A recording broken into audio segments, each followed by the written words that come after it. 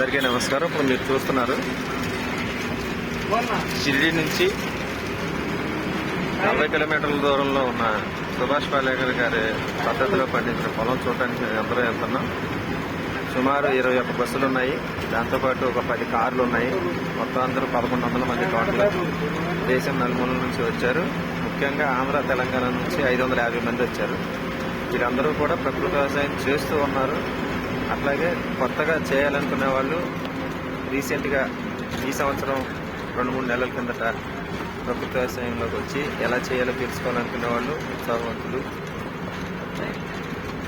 ప్రకృతి వ్యవసాయం గురించి పూర్తిగా తెలుసుకోవడం కోసం వస్తున్నారు. ఇప్పుడు మీరు చూస్తున్నది షిరిడి నుంచి 40 కిలోమీటర్ల తర్వాత ఇదంతా కూడా కొండలు గుట్టలు ఉన్నాయి. అంటే సెలయేర్ల నుంచి పారే నీటిని చెరువుల్లో దాచుకునే నీళ్ళు, ఆ నీటితో అట్లాగే బోర్ల సహాయంతో వ్యవసాయం చేస్తున్నారు. మొత్తం అంతా కూడా గోధుమలు, చెరుకు, ధనియాలు, జొన్న, మొక్కజొన్న ఈ మాత్రమే పంటలు ఉన్నాయి. అక్కడక్కడ క్యాబేజీ, క్యాలీఫ్లవర్, దానిమ్మ, నిమ్మ ఉన్నాయి.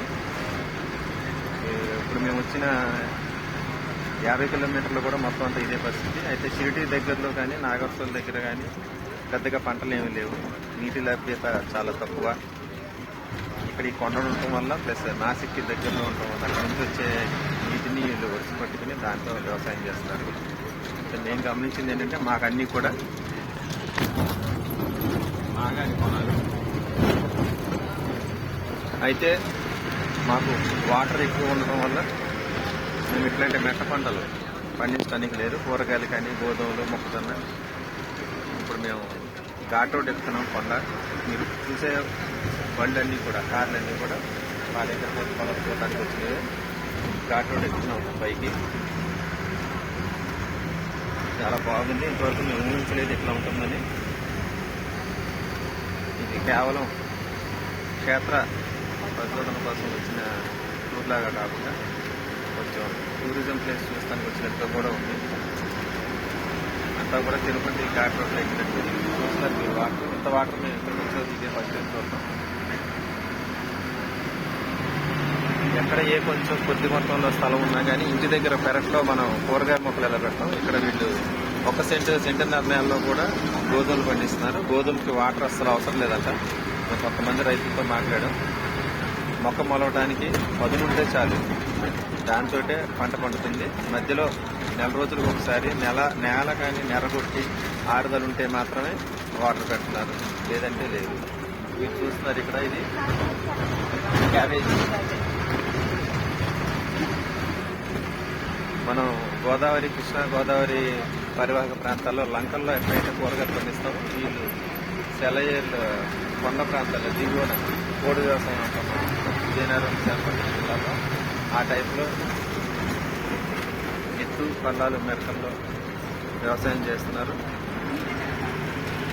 నా పొలం నా ఇష్టం అన్న విధానంగా ఒక పక్కన మెట్టదుక్కు దున్ను ఉన్నాయి.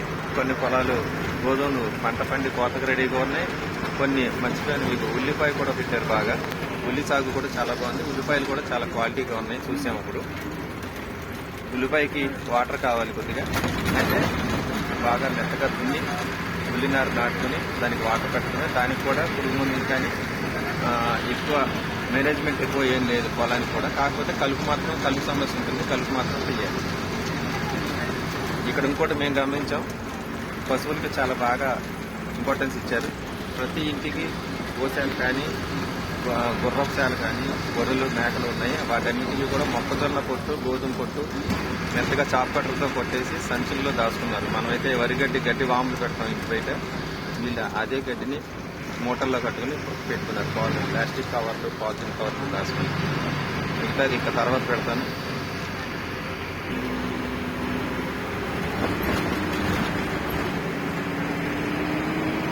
మహారాష్ట్రలో విండ్ ఎనర్జీ,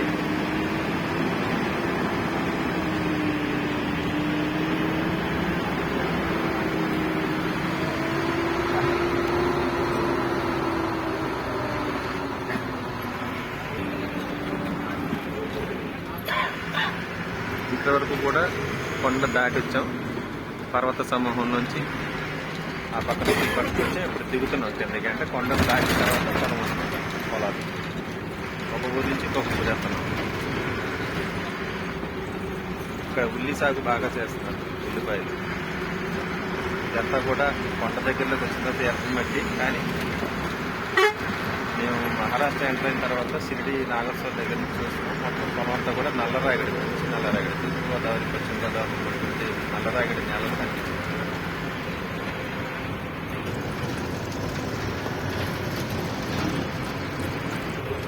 చూస్తున్నారు ఇక్కడ, ఇది గోధుమలు, ఆ పక్కనే క్యాబేజీ. అంతా కూడా చక్కగా వర్షాల మధ్యలో ఉంది. మొత్తం అంతా కూడా సీడ్ డ్రిల్తో విత్తనాలు నాటుతున్నారు. చూడొచ్చు బ్రకోలీ, సనేశ్వర్పూర్, నాన్గావ్.